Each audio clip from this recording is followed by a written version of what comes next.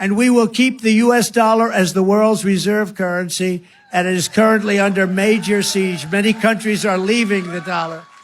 They're not going to leave the dollar with me. I'll say, you leave the dollar. You're not doing business with the United States because we're going to put 100% tariff on your goods. I'm very much a traditionalist. I like staying with the dollar. You know that from when I was there. It's make the dollar the choice.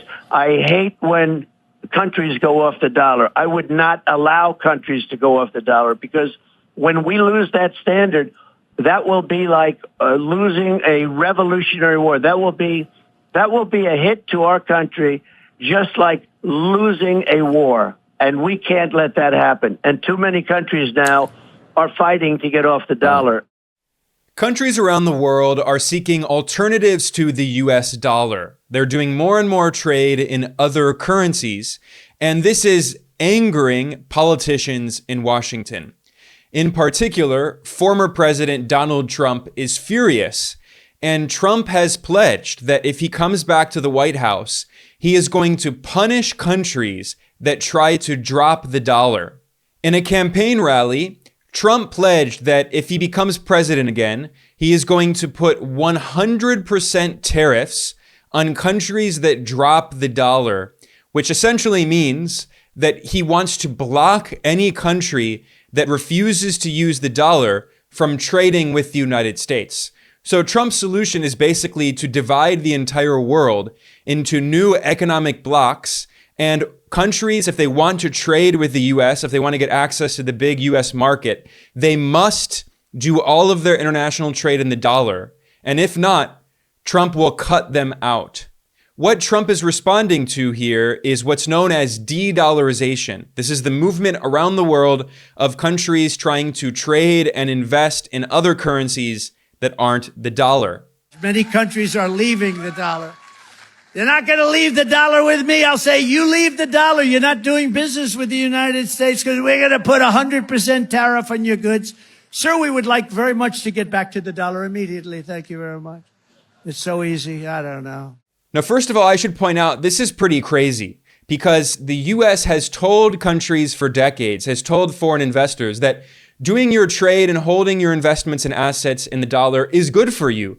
We don't want to force you. You should do it because it benefits you. But now the US is in the stage of imperial decline, where it is blackmailing countries, threatening countries, using mafia-style tactics, saying, if you don't use our currency, we will punish you. There will be very serious consequences. So this is a clear sign that there is a structural crisis going on in the dollar system. And one of the most important organizations pushing for de-dollarization is the BRICS bloc, founded by Brazil, Russia, India, China, and South Africa.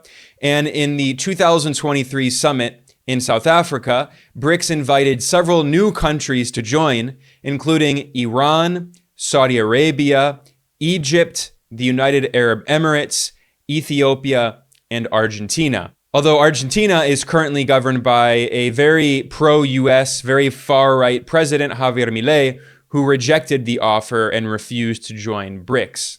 But despite that, dozens of countries across the global south have applied to join BRICS. It's very likely to keep expanding. And BRICS also has a bank, which used to be known as the BRICS Bank. It's now officially called the New Development Bank, NDB. And the president of the New Development Bank is the former leftist president of Brazil, Dilma Rousseff. And she has pledged that the bank is going to do more and more lending in other currencies, not the dollar. So the BRICS Bank is trying to de-dollarize, and members of BRICS are discussing creating an international unit of account, a kind of international currency that would allow them to maintain their own domestic currencies, but use the international unit of account in order to settle trade imbalances. In fact, Brazil's current leftist president, Lula da Silva, gave a historic speech in 2023 in China, in which he openly called for global de-dollarization. Lula, who is one of the co-founders of the BRICS, he was speaking at the New Development Bank, which is based in Shanghai. And in this speech, Lula said, quote, Every night I ask myself why all countries have to base their trade on the dollar, end quote. And then he added, quote, why can't we do trade based on our own currencies? And in fact, China and Brazil signed a historic agreement in 2023, de-dollarizing their trade.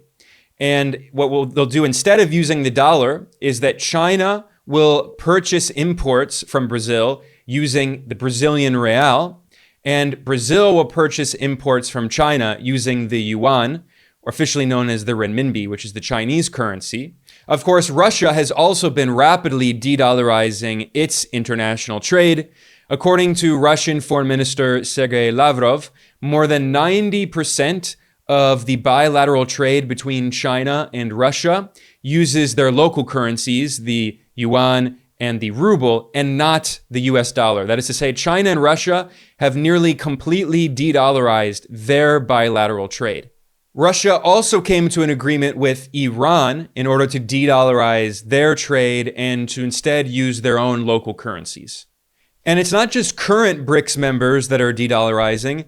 Other Global South countries that have expressed interest in BRICS are also de-dollarizing. Like, for instance, in Southeast Asia, ASEAN, the Association of Southeast Asian Nations, has been de-dollarizing, and countries in the region have created new technologies, new financial infrastructure in order to transact, to trade with each other, and to process payments using their own local currencies, which cuts out the need for the US dollar. So this explains why US politicians like Donald Trump are so afraid of the growing de-dollarization. It's why Trump wants to threaten and punish countries that de-dollarize. And Trump even said in an interview, he said, I hate when countries go off the dollar. I would not allow countries to go off the dollar. I'm very much a traditionalist. I like staying with the dollar. You know that from when I was there. It's make the dollar the choice.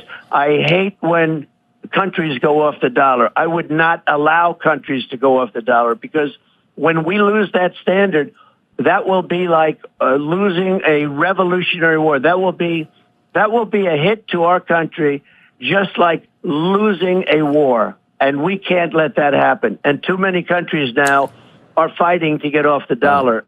Now, in order to try to punish countries that de-dollarize, Trump and his economic advisors have come up with a few potential threats. This is according to a report in Bloomberg. It notes that some of the penalties that the Trump team is considering, including export controls, charges of currency manipulation, and tariffs. And this is hilarious because it shows that when the US accuses countries of manipulating their currency, like for instance, the US for many years has claimed that China supposedly unfairly undervalues the yuan. Well, now we see that US politicians are acknowledging that they use those accusations as a political weapon to try to punish other countries. So you know we're at a dangerous stage in the decline of US hegemony when the US has to threaten other countries in order to use its currency.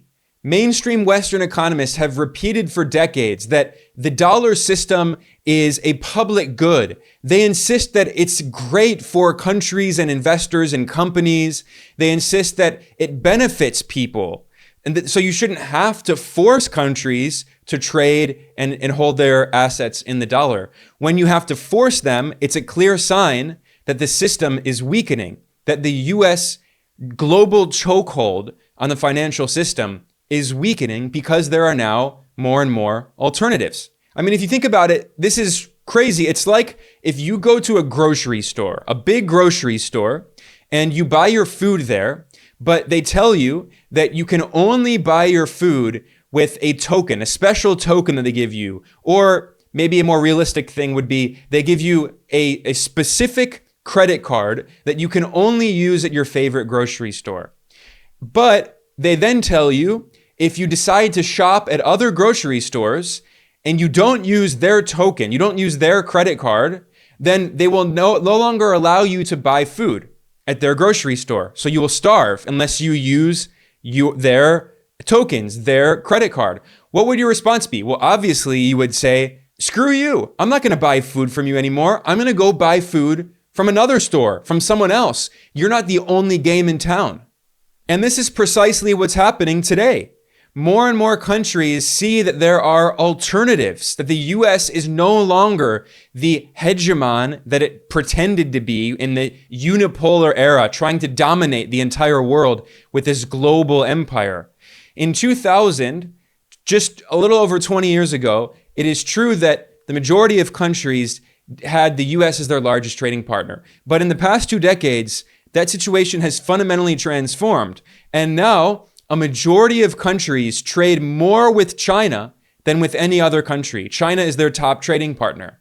So now the US is saying, if you don't use the dollar in your international trade and to hold your assets and your reserves in the dollar, we will put 100% tariffs on you and we will prevent you from trading with us.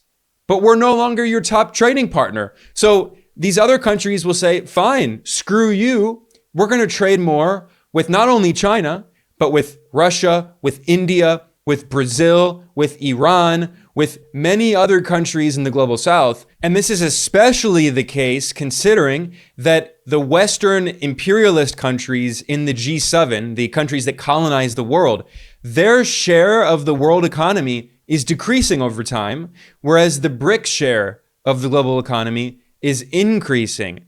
And in fact, now the BRICS, the original 5 BRICS members, of course, China is by far the biggest among them, but if you combine all of their economies, they share a larger part of the global economy than all of the G7 economies combined when you measure GDP at purchasing power parity, PPP, which is by far the best way to understand the size of an economy because it adjusts for the purchasing power of the currencies in the countries instead of converting everything to dollars, which can be very misleading because the US dollar is right now very highly valued because of high interest rates in the US. And the point is that the dollar is significantly overvalued and the cost of living in the US is very expensive, whereas the cost of living in many countries in the global south is much lower, which means that their currencies actually are stronger than they appear when you simply convert them to dollars at current exchange rates.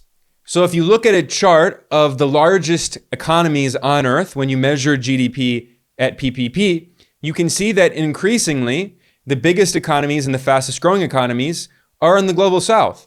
China has the world's biggest economy at $35 trillion of GDP PPP. This is according to data from the IMF as of April 2024. The US has the second biggest economy at 28.8 trillion. India has the third biggest economy at 14.6 trillion. And then you also can see that the sixth biggest economy is Russia at 5.5 trillion. You can see that Indonesia now has the seventh biggest economy at 4.7 trillion. And Brazil has the eighth biggest economy at 4.3 trillion. So Brazil and Indonesia have larger economies than the UK and France. And Turkey and Mexico have larger economies than Italy, which is a member of the G7. So we're no longer living in the 1990s when the Western powers still dominated the world economically. We are in a fundamentally different era, and we can see the trend that the global economy is moving in. And we're already in a moment in which the global South economies are big, but they're also growing significantly faster than many of the Western economies, which some of which, by the way, are entering recession and are facing significant structural problems, especially deindustrialization. So this idea that Trump has, that he can simply prevent all countries that de-dollarize from trading with the US, is actually cutting off your nose to spite your face. This would actually massively accelerate de-dollarization. It would further encourage countries to seek alternatives to the dictatorship of the US dollar, because they would see that as they grow and as they seek more economic alternatives, the US will only put more and more pressure on them to try to punish them. They realize that the dollar system is not a global public good that the US provides because it's out of the benevolence of its heart. But in reality, the dollar system is an imperialist system in which the US imports the wealth produced by workers around the world, and US capitalist oligarchs get richer and richer, holding on these assets, the value of which is artificially inflated, like stocks, US government bonds, and real estate, because capitalists around the world hold their wealth in the form of the US dollar. As countries de-dollarize and people no longer hold on to US dollar denominated assets, there will be less demand. Those assets will decrease in value, and the oligarchs in the US will no longer benefit, which means they will try to pressure the government to threaten countries to stop de-dollarizing using these mafia-style tactics, which in turn is a positive feedback loop, which only further encourages countries to de-dollarize, which means the US has to be more and more aggressive and violent, threatening war, invasion, sanctions, tariffs, blockades, coups, color revolutions, to force countries to stay within the dollar system. We've already seen this go on for decades.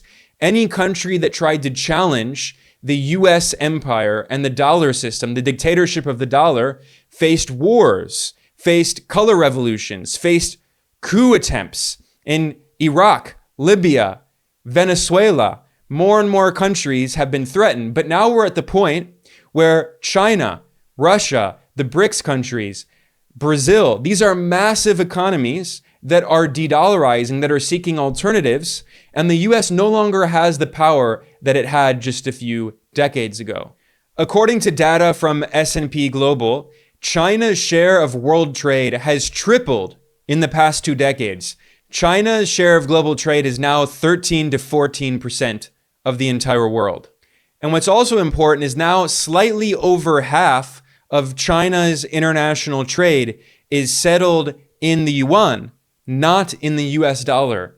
This is according to data that was published by the International Monetary Fund in May. It shows that slightly over 50% of China's international receipts and payments are done using renminbi, and now under 50% use the US dollar. And the IMF also looked at what are referred to as the China bloc, that is, countries that are around China that do more and more trade with China. And you can see that the renminbi's share of their trade has been increasing over time. Now, that said, I do want to be clear that it is absolutely true that the US dollar still does dominate the majority of international trade and the reserves held by central banks around the world.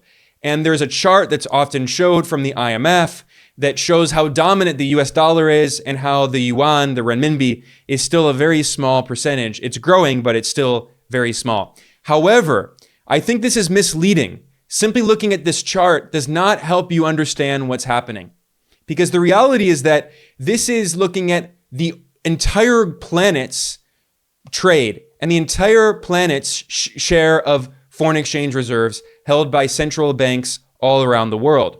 But this is the wrong way of thinking about it. China is not trying to replace the US dollar with the renminbi. China is not interested in turning its currency into the global reserve currency, because then that would create a whole series of problems that the US has seen. Like, for instance, it would lead, by definition, China would have to maintain a current account deficit, a massive trade deficit with the rest of the world. That is, it would have to import more than it exports in order for other countries to get access to renminbi, to yuan, that they would need in order to do trade and investment in yuan. You obviously need yuan in order to buy things with yuan. And the flip side of that is it would also lead to deindustrialization in China. Like in the US, it's led to the massive loss of manufacturing jobs and the financialization of the US economy, the increasing power of a small class of financial capitalists who have more and more political power over the government.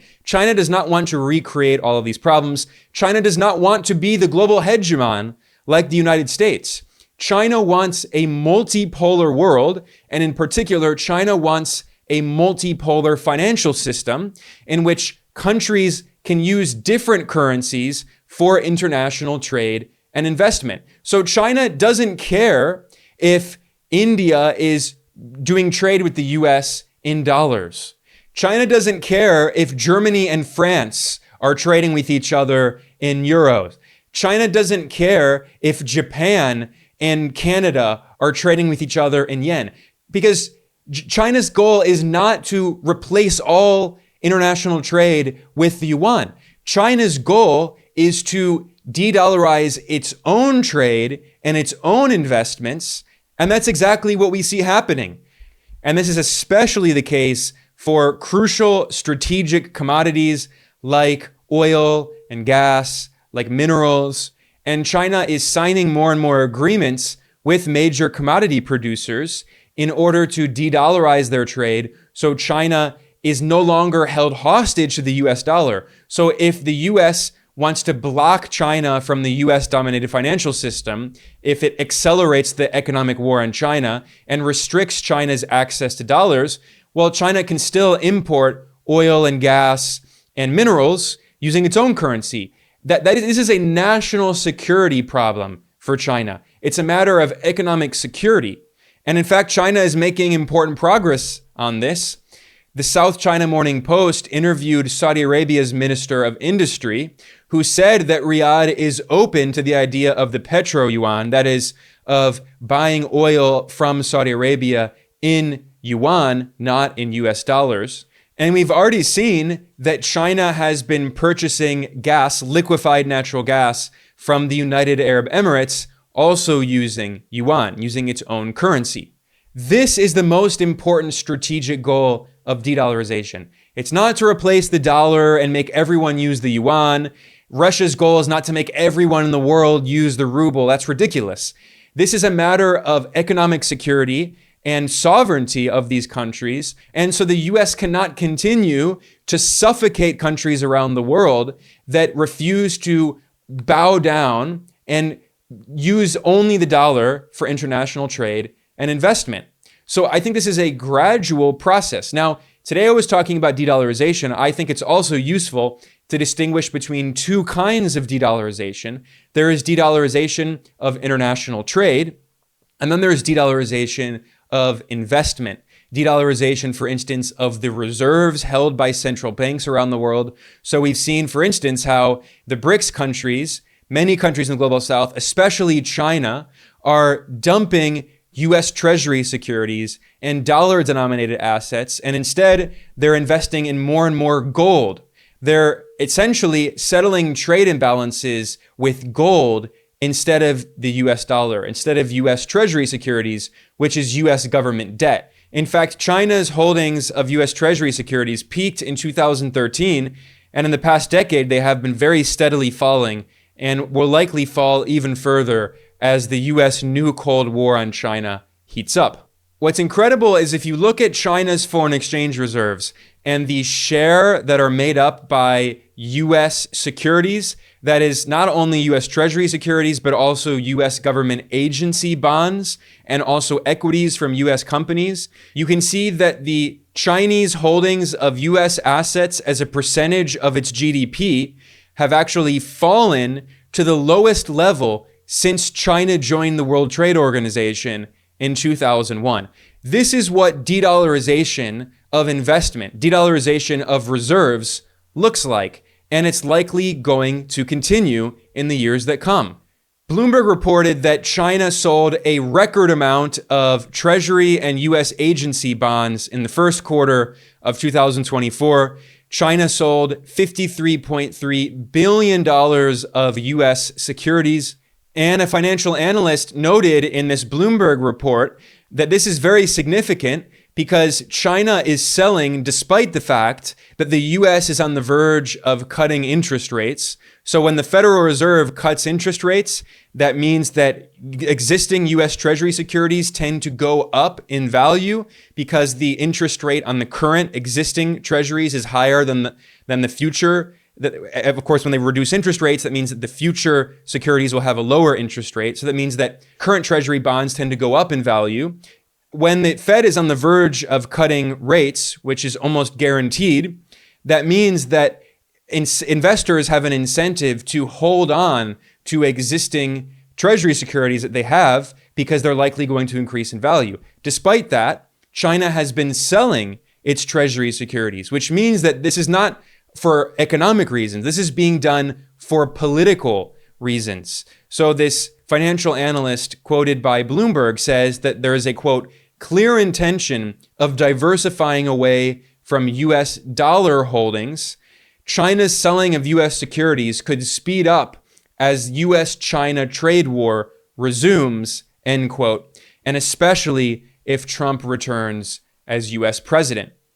So at the same time, while China is selling its US assets, this US debt, the Chinese central bank, the People's Bank of China, is investing in more and more gold, despite the fact that gold prices have been massively rising around the world, in no small part due to the fact that China and BRICS countries and many other global South central banks are investing in gold because they're afraid that the US could seize their assets like the US did to Russia's central bank or to Venezuela's central bank or to Iran or Afghanistan. So now the share of gold in China's reserves has risen to 5%, which is the highest rate since we had the data. I'll conclude today with a quote from a report that was published by JP Morgan, which is the biggest US bank. It's very powerful. In 2023, JP Morgan published a report titled De-dollarization: Is the US dollar losing its dominance? And in the conclusion of the report, JP Morgan wrote, quote, overall, while marginal de-dollarization is expected, rapid de-dollarization is not on the cards, end quote. So they acknowledge that de-dollarization is happening. They don't think it'll be fast. However, JP Morgan concludes, quote, partial de-dollarization, in which the renminbi assumes some of the current functions of the dollar among non-aligned countries and China's trading partners, is more plausible, especially against a backdrop of strategic competition.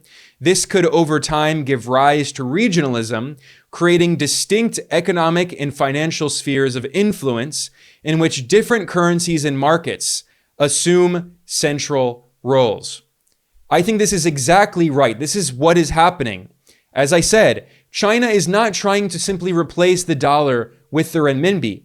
China is trying to create an alternative to the dictatorship of the US dollar, so it can trade and invest in other currencies, and other countries can trade and invest in other currencies as well. So they're not simply slaves to the US dollar system. So the US cannot try to destroy their economies if they refuse to obediently obey with everything that Washington wants. And Trump's threats to tariff countries and to blockade and impose sanctions on more and more countries, these threats are actually dividing the global economy into blocks. So the US will continue trading with its obedient, subservient allies and proxies like Europe, Japan, South Korea, and meanwhile, China and Russia and the BRICS countries will trade in other currencies and invest in other currencies. And then there will be a lot of other countries that are playing both sides, that are non-aligned.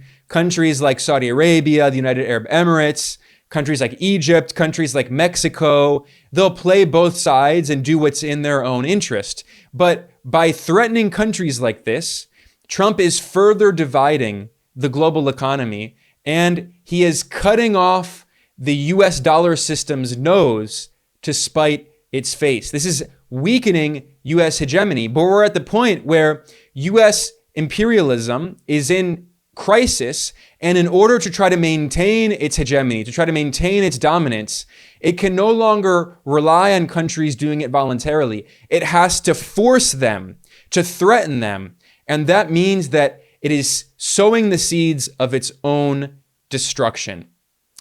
On that note, I'm going to conclude. I'm Ben Norton. This is Geopolitical Economy Report. Please like and subscribe. Please share this. If you like the work that we do, please consider supporting us. You can donate in several ways if you go to geopoliticaleconomy.com/support. And the best way is you can go to patreon.com/geopoliticaleconomy and become a patron to help us sustain our work. We are completely independent. We have no institutional support. We have no big donors. We rely entirely on small donations from viewers and listeners and readers like you. I want to thank everyone for joining me today. I will be back soon. See you next time.